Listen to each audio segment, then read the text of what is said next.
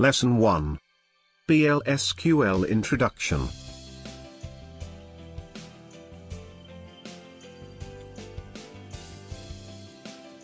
Let's create two tables and insert some data.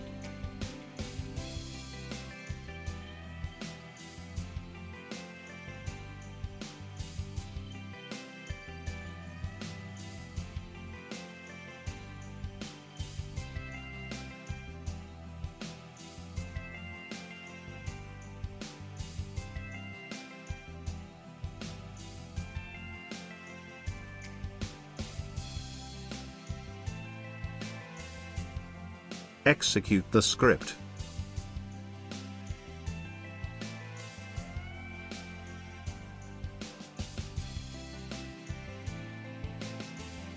PLSQL is a blocked programming language. Program units can be named or unnamed blocks.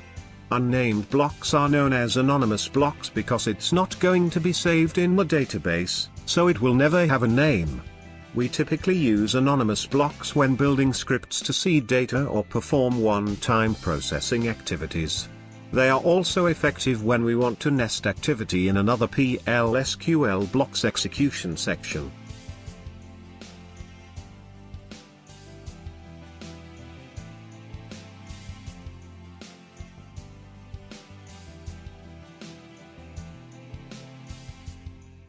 Basic anonymous block.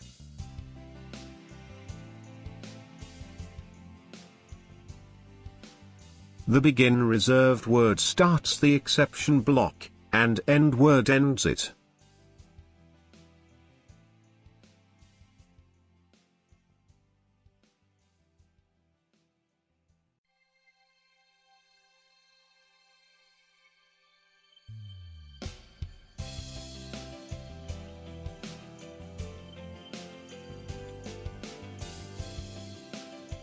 The basic anonymous block structure must contain an execution section.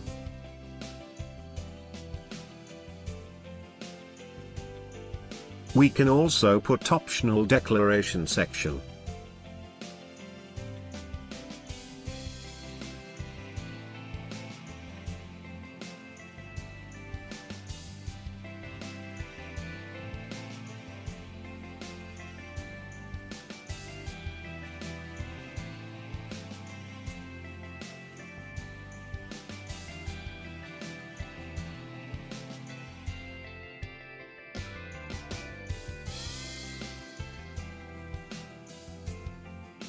single-line comments start with a double dash. Multi-line comments start with a slash and asterisk, and end with an asterisk and slash. The declaration block lets us define data types, structures, and variables. Defining a variable means that we give it a name, a data type, and optionally, a value.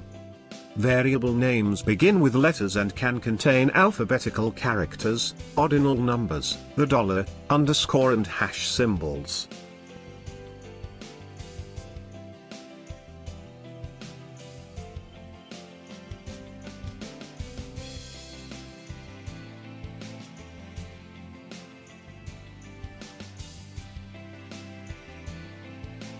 Assignment statement sets the current value of a variable.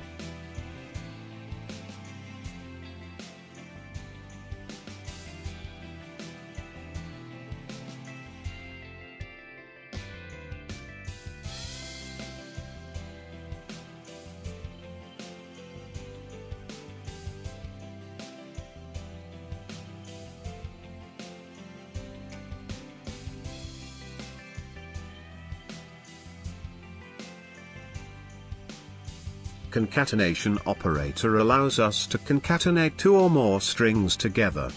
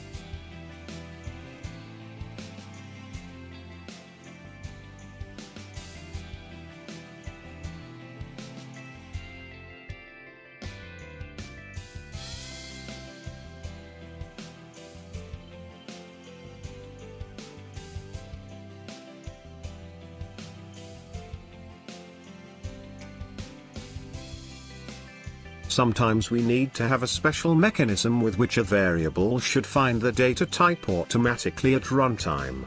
To achieve that, we can use the type or row type attribute, which lets use the data type of a table field.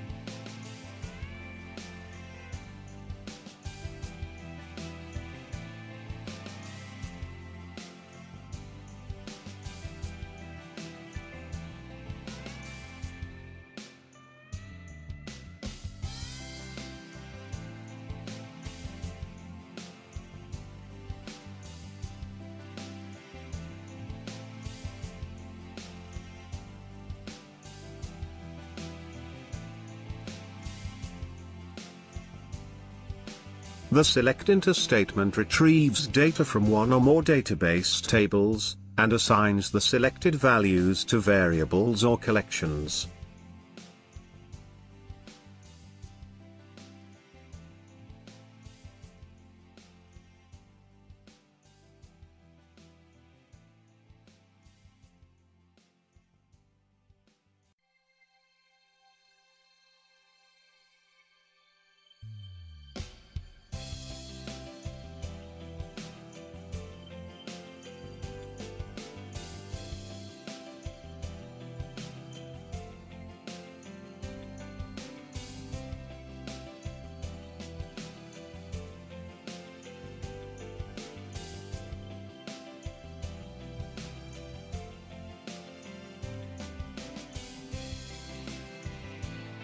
The row type attribute provides a record type that represents a row in a database table.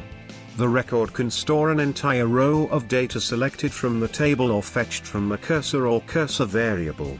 Variables declared using row type are treated like those declared using a data type name.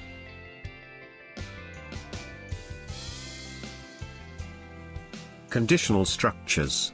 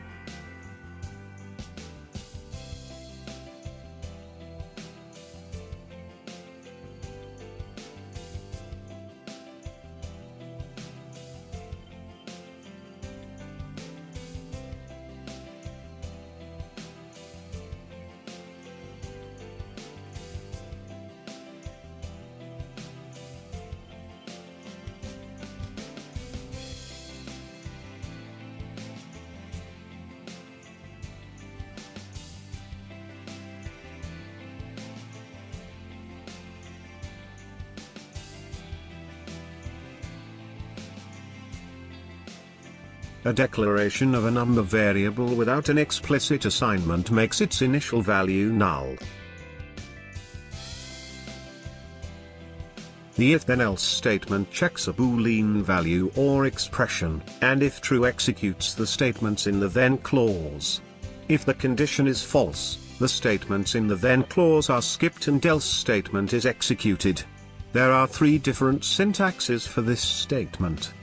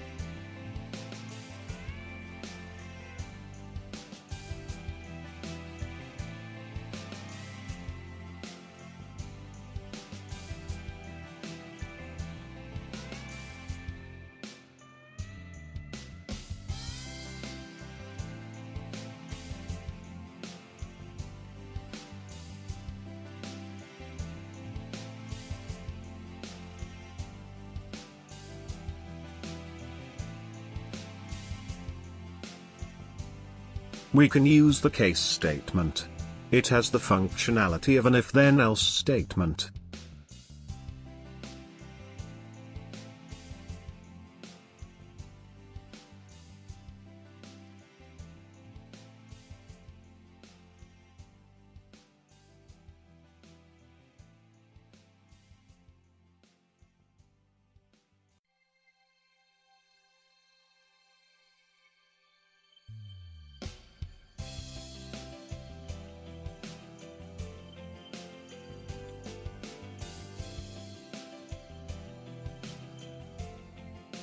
Iterative structures.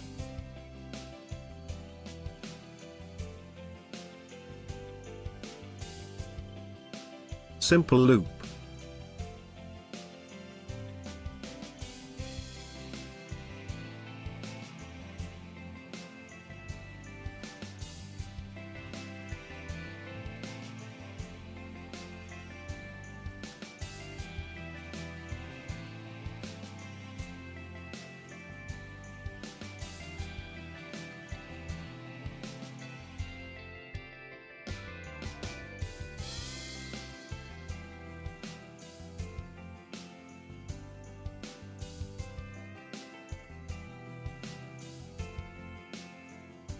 The program prints index values from 1 to 10.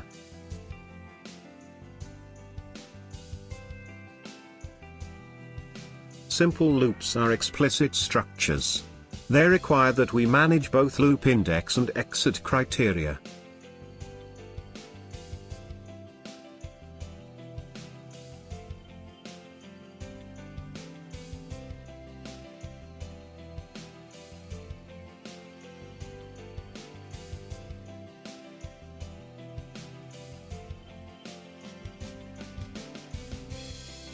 While loop.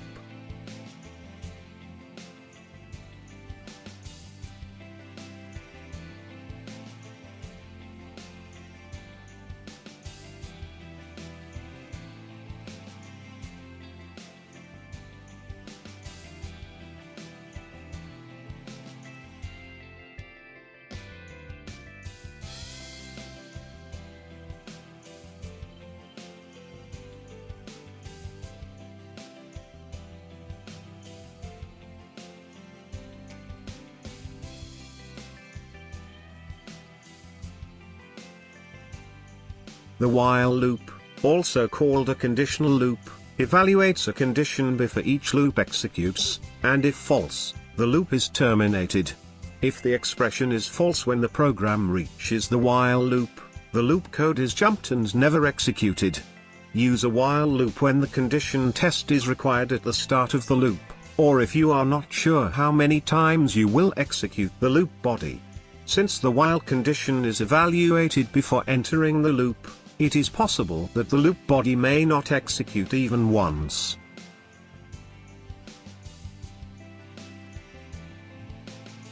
For loop.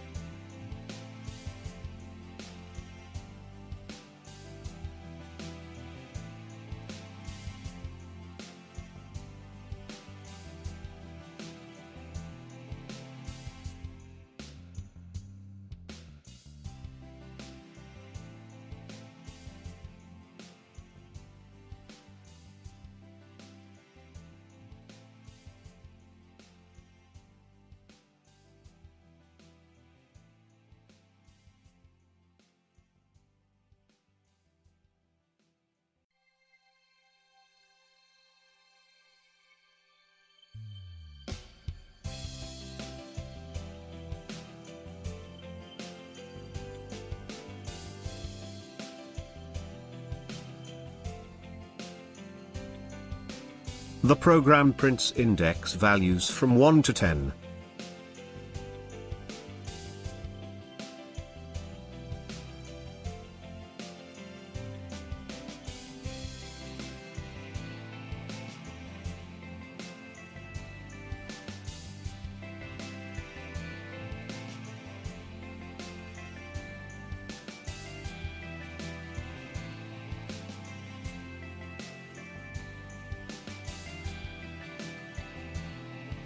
The program prints employees from Department 2.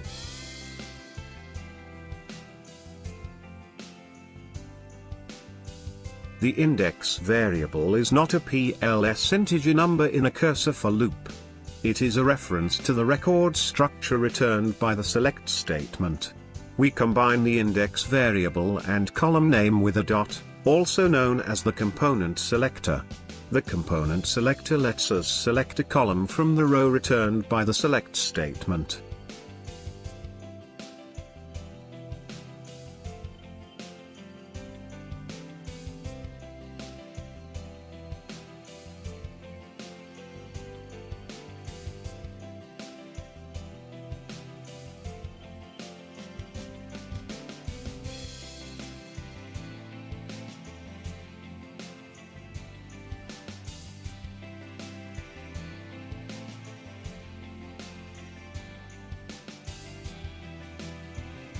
Do you want to learn new skills in the fastest and most effective way? Visit learnwithvideotutorials.com.